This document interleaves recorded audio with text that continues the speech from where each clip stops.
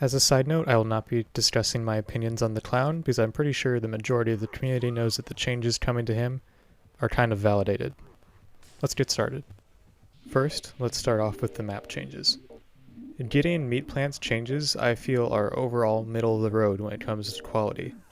Visually, the map is very dark and insidious, almost as if the building you are in wishes for your untimely demise as well as the killer. This is obviously good from an atmospheric perspective. However, the map itself, when thinking about pallet placements, is a different story. This map is filled with dead ends and bottleneck rooms that leave survivors extremely vulnerable, even when there is a good pallet or vault present. In fact, this is the only map in the game that features a pallet that, no matter what happens, you will always get hit after dropping it.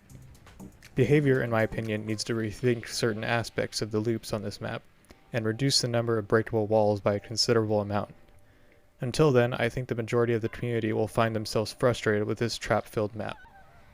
The Crotus Pren Asylum map changes seem good overall. While there are some map bugs present that both survivors and killers can exploit, the map is definitely a lot better balanced when it comes to pallet spawns and tile locations.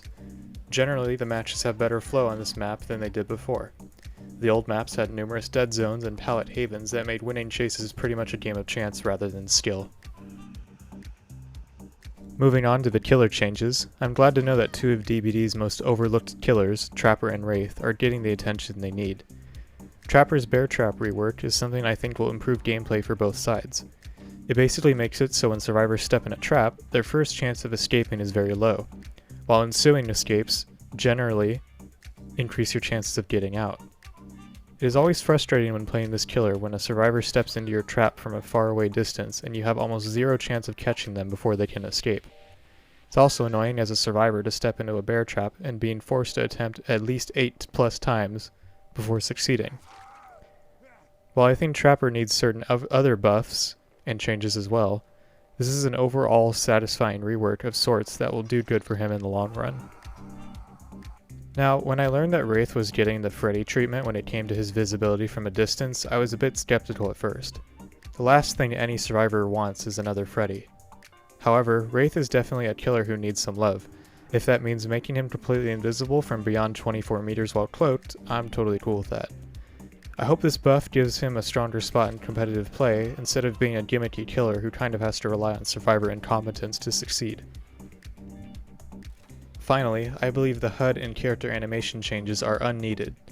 If you showed me the PTB running animation side by side with the current version, and if I had never played the game before, I would think that the PTV version was actually from the beta or alpha phase testings of the game. It's just too clunky and fake looking to be considered for live servers. I'm also not a fan of the HUD. Scott Jund describes well why this HUD simply does not work. There's too much stuff all over the screen.